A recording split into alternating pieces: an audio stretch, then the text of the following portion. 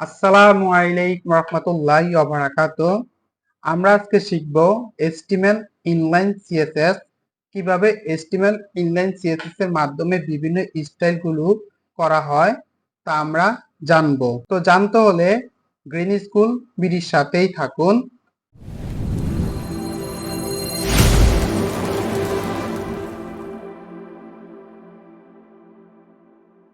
স্বাগতম আপনাকে green school বিডিতে। আমি ইব্রাহিম বিন আহমেদ। আমি আমার স্ক্রিনে চলে আসছি। আমরা প্রথমে একটি হেডিং ট্যাগ লিখব H1। ঠিক আছে, আমরা সবাই জানি H1 দ্বারা যে কোনো হেডিং প্রকাশ করা হয়। তাহলে আমি একটা হেডিং লিখি, I love green school school. তো দেখেন আমি একটা হেডিং লিখে নিলাম, আই লাভ গ্রিন স্কুল। তো আমরা আমাদের যে মূল বিষয়বস্তু আমরা সেটা হচ্ছে কিভাবে ইনলাইন সিএসএস লেখা হয় আমরা সেই বিষয়টা দেখব। তো আমি এখন লাইভ সার্ভার ওপেন করি। ইনলাইন সিএসএস এটা হচ্ছে আমাদের সিএসএস এর একটা ধাপ, যেটা আমরা HTML এর মাধ্যমে কোড করতে পারি। আমি আপনাদেরকে একটা ধারণা দিচ্ছি, আপনারা এত টেনশন করবেন না। এটা যখন আমরা আরো সামনে অগ্রসর হব তখন আপনারা এই জিনিসটা আরো ক্লিয়ার বুঝতে পারবেন। আপনারা শুধু একবার চোখ দা দেখবেন এবং একটু প্র্যাকটিস করবেন। তো আমি কিভাবে কি করতেছি আমার ডিসপ্লের দিকে একটু ভালো করে নজর রাখবেন প্রত্যেকটা জিনিস। ঠিক আছে, তো দেখেন এখন H1 লিখছি। এখন H1 এর ভিতরে আমি একটা অ্যাট্রিবিউট নিব। এখন এখানে অ্যাট্রিবিউটটা হবে স্টাইল। ঠিক আছে, তো দেখেন আমি একটা অ্যাট্রিবিউট স্টাইল অ্যাট্রিবিউট নিয়ে নিলাম। আচ্ছা, এখন এখানে আমাদের অনেক সময় দরকার হয় যে আমাদের লেখার কালার গুলো চেঞ্জ হবে, যে কোনো একটা কালার হবে। তাহলে আমি এখানে লেখারটা কালারটা দিয়ে দিলাম রেড। ঠিক আছে, এই যে এখানে কালার, দেখেন এখানে কালার লিখলাম। কালার লেখার পর একটা টু, তারপর একটা সেমিকোলন আসছে। আমি এখানে দিয়ে দিব কি রেড। তো দেখেন এখন এখানে রেড দিয়ে দিলাম, আমার লেখার কালারটা কিন্তু রেড হয়ে গেছে। জিনিসটি একটু ভালো করে খেয়াল করবেন, কিভাবে লিখতেছি প্রত্যেকটা অক্ষর ভালো করে খেয়াল করবেন। এখন আমি এখানে দেখেন যখন কার্সারটা নিয়ে আসছে আমি চাইলে যে লেখার কালার গুলো এখান থেকে কন্ট্রোল করতে পারি। আপনারা এগুলো করে করে দেখবেন। ঠিক আছে, আমি গ্রিন কালার দিয়ে দিলাম।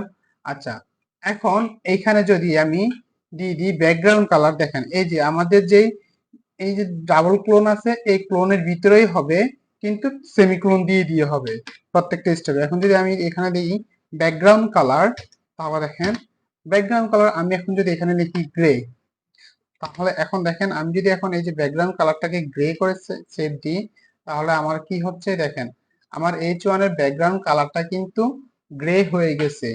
তো দেখেন আমাদের কিন্তু এটাই হচ্ছে মূলত ইনলাইন সিএসএস।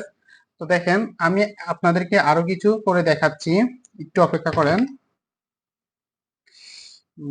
এখন যদি আমি লিখি টেক্সট অ্যালাইন, দেখেন এখন টেক্সট অ্যালাইন আমি এখানে যদি সেন্টার দেই, তাহলে দেখেন কি হচ্ছে আমার টেক্সট অ্যালাইন আমার লেখাটা কিন্তু সেন্টার হয়ে যাচ্ছে।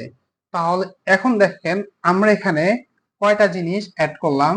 একটা হচ্ছে আমরা একটু এই জিনিসটা দেখার চেষ্টা করি, আপনার কালার, তারপরে হচ্ছে background colour, text align. Colour দ্বারা কি হয়েছে, কালার দ্বারা আমার লেখার কালার গুলো আপনার সবুজ হয়ে গেছে, আর ব্যাকগ্রাউন্ড কালার দ্বারা আমাদের কালারটা গ্রে হয়ে গেছে। এবং এখানে টেক্সট অ্যালাইন সেন্টার, হ্যাঁ টেক্সট লাইনটা সেন্টার হয়ে গেছে। আমরা আরো একটা জিনিস অ্যাড করতে পারি, সেটা হচ্ছে আপনার ফন্ট সাইজ।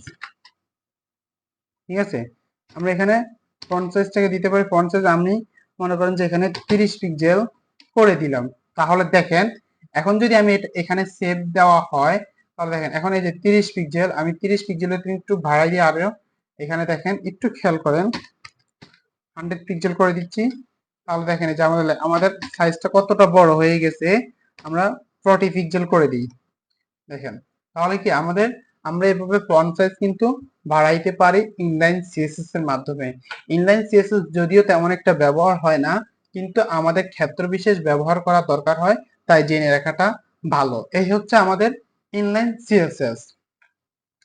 এর পরবর্তীতে আমরা আরো একটা ট্যাগ অ্যাড করব সেটা হচ্ছে ইমেজ ট্যাগ।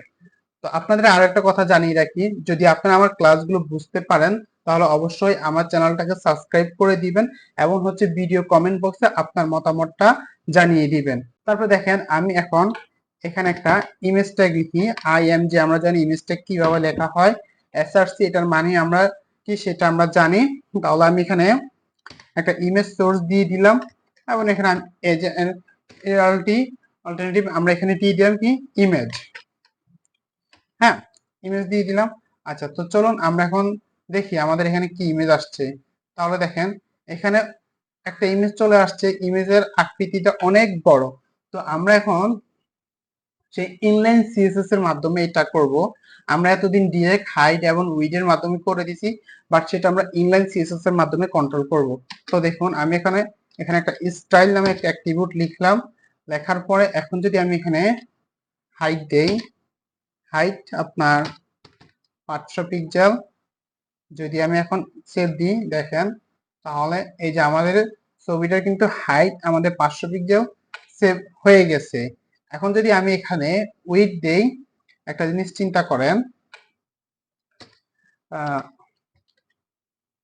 উইডথ যদি আমি এখানে উইডথ 500 পিক্সেল করে দিলাম তাহলে দেখেন আমাদের এখন উইডথটা এখানে দেখেন ছবির উইডথটা এখন 500 পিক্সেল হয়ে গেছে, যেটা আমাদের দেখতে ভালো লাগতেছে না।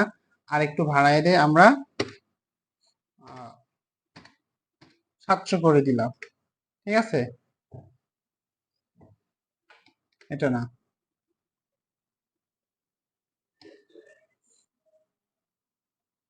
উইডথ আমরা কত 700 পিক্সেল করে দিলাম দেখেন।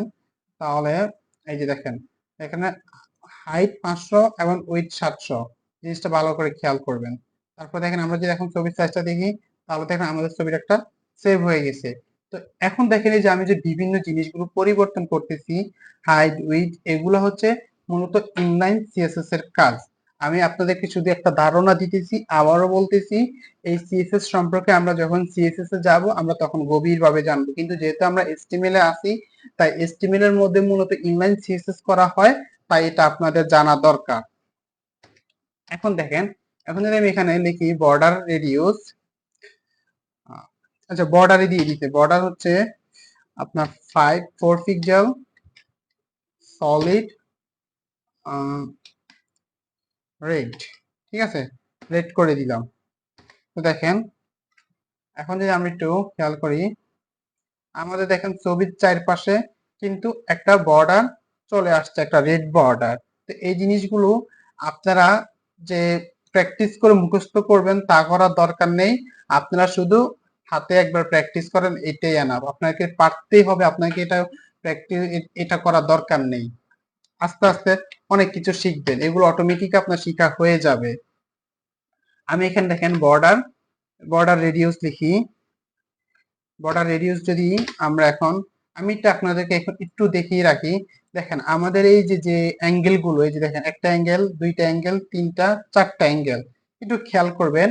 এই যে এই চারটা অ্যাঙ্গেল কিন্তু একবারে আপনার প্রত্যেকটা একবারে কোণা বরাবর। ঠিক আছে, প্রত্যেকটার মধ্যে এক একটা ইয়ে আছে যে একটা শেপ। হ্যাঁ, এই শেপটা দেখবেন আমরা একটু রেডিউস করে ফেলবো, মানে গোল আকৃতির। তা আমরা এখন দেখেন এখানে আমি 10 পিক্সেল করে দিলাম বর্ডার রেডিউস। দেখেন একটু ভালো করে খেয়াল করেন, এই যে বর্ডার রেডিউস 10 পিক্সেল। ঠিক আছে, তাহলে এখন দেখেন আমি যদি এটাকে সেভ দেই তাহলে দেখেন এই যে আমাদের অ্যাঙ্গেল গুলো এখন একটু গোল আকৃতির হয়ে গেছে। যদি আরো বুঝতে চান তাহলে আমি এটাকে 20 পিক্সেল করে দিচ্ছি। হ্যাঁ, 20 পিক্সেল। তাহলে